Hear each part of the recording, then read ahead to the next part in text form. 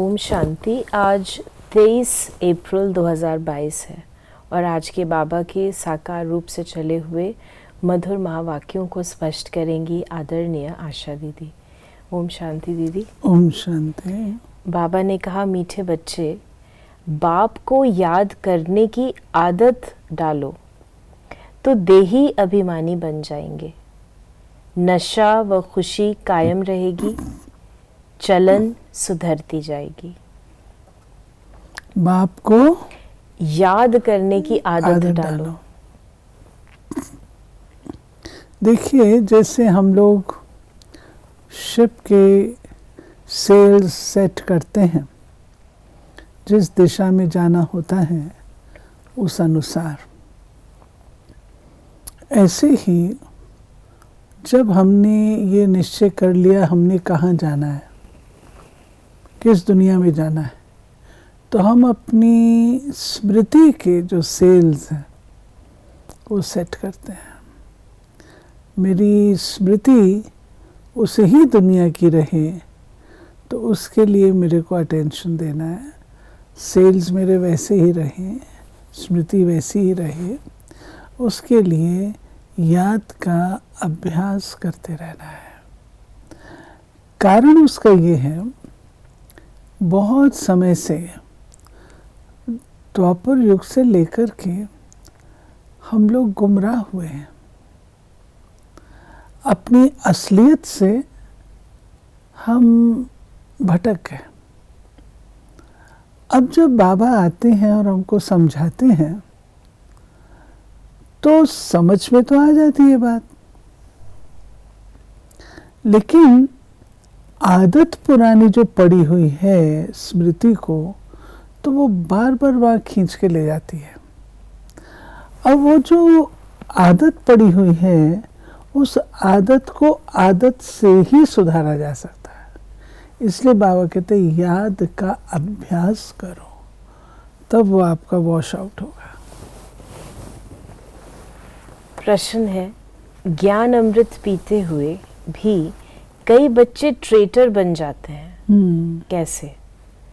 जो एक ओर ज्ञान अमृत पीते, दूसरी ओर जाकर गंद करते, अर्थात आसुरी चल डिससर्विस करते, ईश्वर के बच्चे बनकर अपनी चलन सुधारते नहीं, आपस में मायावी बातें करते, एक दो को दुखी करते, वो है ट्रेटर। देखिए, बाबा ने कितनी गहराई से समझा ये बात। आमतौर पर ट्रेटर गद्दार को कहते हैं, देशद्रोही को कहते हैं। देशद्रोही उसे कहा जाता है जो देश के विपरीत काम करता है। तो बाबा कहते हैं एक तरफ तो ज्ञान अमृत पीते हैं, इतनी अच्छी अच्छी बातें लेते हैं, और दूसरी ओर क्या करते हैं? उल्टी मायावी बातें करते हैं, आपस में गंदे वार्तालाप करते हैं, मायावी दुनिया की बातें करेंगे, मायावी संसार की सारी बातें करेंगे।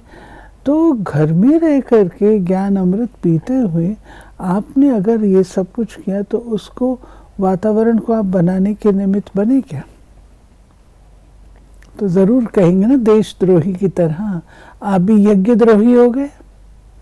अगर आप इस तरीके की बातें कर रहे हैं तो यज्ञद्रोही हुए, ट्रेटर हुए।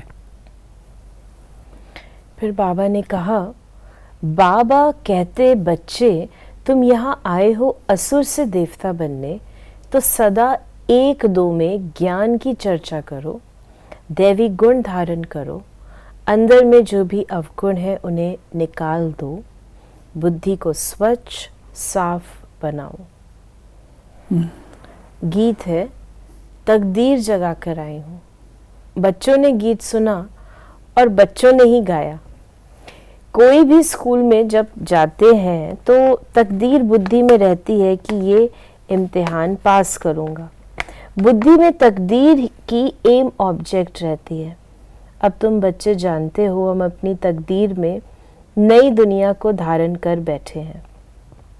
नई दुनिया को रचने वाले परम पिता परमात्मा से हम वर्षा लेने की तकदीर ले आए हैं। कौन सा वर्षा?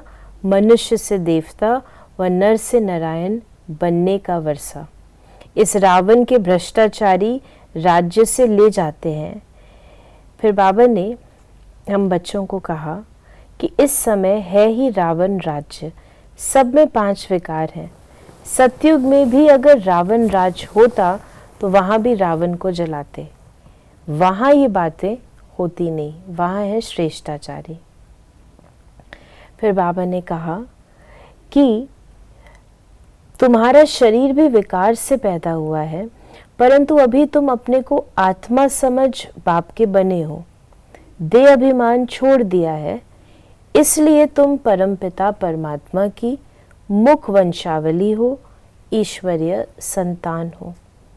परमपिता परमात्मा ने आकर तुम आत्माओं को अपना बनाया है। ये बहुत गुह्य बातें हैं। हम आत्मा परमपिता परमात्मा की वंशावली बने हैं। आत्मा कहती है बाबा। सतयुग में आत्मा कोई परमात्मा को बाबा नहीं कहेगी। तो बाबा ने कहा कि अब बाबा ने कहा है अपने को आत्मा निश्चय कर परमात्मा को याद करो। सबसे उत्तम जन्म तुम ब्राह्मणों का है। आत्मा कहती है हम आपके बच्चे बने हैं, गर्भ से थोड़ी निकले हैं, बाबा को पहचान कर उनके बने हैं। शिव बाबा हम आपके ही हैं और आपकी ही मत पर चलेंगे। कितनी सूक्ष्म बातें हैं। बाबा ने कहा है जब बाबा के पास जाते हो तो ये निश्चय करो कि हम शिव बाबा के सामने बैठे हैं। फिर बाबा ने कहा शिव बाबा की याद से ही विकर्म विनाश होते हैं। याद नहीं किया तो भ्रष्टाचारी बने। ये आज की मुरली में जो बाबा ने ये बात कही है भ्रष्टाचार की, ये समझने वाली चीज़ है। बाबा ने कहा है कि कुछ लोग समझते हैं रिश्वत देना आदि ये है भ्रष्टाचार, ये तो उसके ऑफशूट है। जो मूल बात है वो है बाबा ने कहा अपवित्रता, भ्रष्ट आचरण जो देह के वशीभूत होकर के होता है। तो वो बाबा ने बताया है आगे चल कर के कि हमको भ्रष्टाचारी से श्रेष्ठाचारी बनना है, ये विकारी से निर्विकारी बनना है। और ये रिश्वत धोखा ये तो छोटी छोटी चीज़ें हैं। तो बाबा ने कहा कि कितनी कड़ी बातें हैं, परंतु बहुत बच्चों को ये भूल जाता है कि मैं आत्मा परमपिता परमात्मा की गोद में बैठी हूँ। कितनी देखिए बाबा कितना अच्छा सुनाता है। बाबा हम बच्चों को अपनी गोद में समा के रखता है और बाबा कहते हैं फिर ऐसी बदकिस्मत वाली आत्माएं होती हैं जो ये भी भूल जाती हैं कि हम शिव बाबा की गोद में बैठे हैं। भूलने के कारण वो नशा और खुशी नहीं रहती है। बाबा को याद करने की आदत पड़ जाए तो देही अभिमानी बन जावे। विलायत में बहुत बच्चियां हैं, सम्मुख नहीं है, परंतु बाबा को याद करती हैं। बाबा को बहुत प्यार से याद करना है। जैसे सजनी साजन को कितना प्यार से याद करती है। चिट्ठी नहीं आती तो सजनी बहुत हैरान हो जाती है। तुम सजनियों को तो धक्का खा कर साजन मिला है, तो याद अच्छी रहनी चाहिए। हाँ, बाबा कहते कितना तुम भटके हो, कितना तुमने मुझे ढूंढा, अब इतना सब करने के बाद मैं मिला हूँ तो अब तो मुझे याद करो। फिर बाबा ने कहा चलन भी बड़ी अच्छी चाहिए। आसुरी चलन वाले का गला ही घुट जाता है। बाबा चलन से ही समझ जाते हैं, ये याद नहीं करते इसलिए धारणा नहीं होती। सर्विस नहीं कर सकते हैं तो पद भी नहीं पा सकेंगे। पहले पहले तो बाप का बनना है, बीके बनना पड़े। बीके को जरूर शिव बाबा ही याद रहेगा क्योंकि दादे से वर्षा लेना है। याद में बड़ी मेहनत है। ऐसे कोई मत समझो भोग लगता है हम वो खाते हैं तो बुद्धि योग बाबा से लग जाएगा। नहीं, ये तो शुद्ध भोजन है, परंतु वो मेहनत न कर सके तो कुछ भी नहीं हुआ। वो जैसे भक्ति में कहते हैं ना, प्रसाद खाए तो तर जाएंगे, इतना तो बाबा ने कहा ऐसे मत समझना, शिव बाबा ने भोग स्वीकार किया वो हम खाएंगे तो हमारी मुक्ति हो जाएगी, जीवन मुक्ति, ऊंच पद मिल जाएगा, ऐसा नहीं। या तो याद की मेहनत करनी है। तुम बच्चे जानते हो कि गरीब ही गुप्त पुरुषार्थ करके राज्य भाग्य लेते हैं, बाकी तो सबका विनाश होता है। ये ज्ञान है भारत के लिए। बाबा कहते हैं मेरे भक्तों को ये ज्ञान सुनाओ।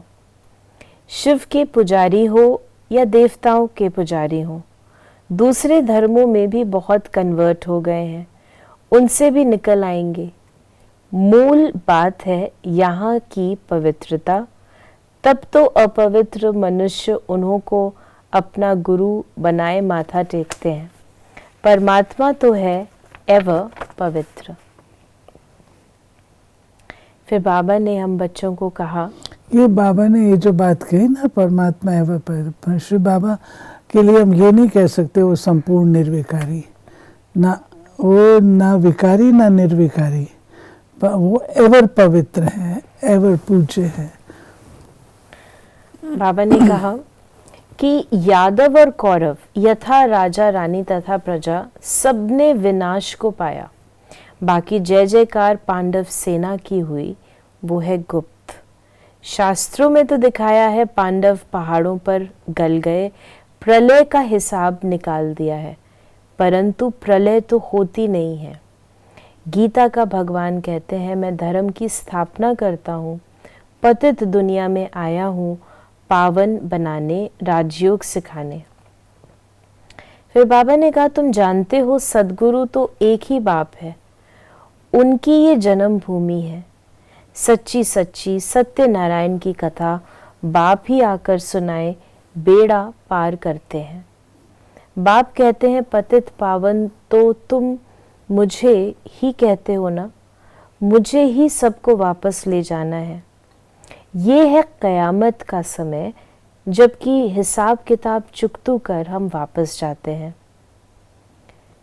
फिर बाबा ने कहा कि सब कहते हैं नव भारत नव दिल्ली है, अब नव भारत तो स्वर्ग ही था, अब तो नरक है। फिर बाबा ने हम बच्चों को कहा कि बुद्धि बड़ी साफ चाहिए, तुम अभी ईश्वरीय परिवार नव भारत नई दिल्ली, पुरानी दुनिया में नया कुछ हो ही नहीं सकता। तुम अभी ईश्वरीय परिवार के हो तो ख्याल करना चाहिए कि हमारी चलन कितनी अच्छी चाहिए। नेचुरली गॉडली फैमिली, शिव बाबा का परिवार, उसकी फैमिली के हो करके तो मैं चलन कैसी होनी चाहिए। आज का वरदान है प्योरिटी की रॉयल्टी द्वारा ब्राह्मण जीवन की विशेषता को प्रत्यक्ष करने वाले संपूर्ण पवित्र भव। प्योरिटी की रॉयल्टी ही ब्राह्मण जीवन की विशेषता है। जैसे कोई रॉयल फैमिली का बच्चा होता है तो उसके चेहरे से, चलन से मालूम पड़ता है कि ये कोई रॉयल कुल का है। ऐसे ब्राह्मण जीवन की परख प्योरिटी की झलक से होती है। चलन और चेहरे से प्योरिटी की झलक तब दिखाई देगी जब संकल्प में भी अपवित्रता का नाम निशान न हो। प्योरिटी अर्थात किसी भी विकार व अशुद्धि का प्रभाव न हो, तब कहेंगे संपूर्ण पवित्र। राइट। और स्लोगन अशुद्धि न हो। अशुद्धि व्यर्थ है, निरर्थक है, नकारात्मक है, कुछ भी अशुद्धि किसी प्रकार की निर्विकारिता है। स्लोगन है होली हंस वो है जो व्यर्थ को समर्थ में परिवर्तन कर दे। तो ये थे बाबा के आज के महावाक्यों का स्पष्टीकरण। यदि आपके मन में कोई भी सवाल है तो उसे मैसेज या व्हाट्सएप करें 8826599309 पर, और हम आपके प्रश्नों का उत्तर प्रश्नोत्तरी कार्यक्रम में देने का प्रयास अवश्य करेंगे। ओम शांति।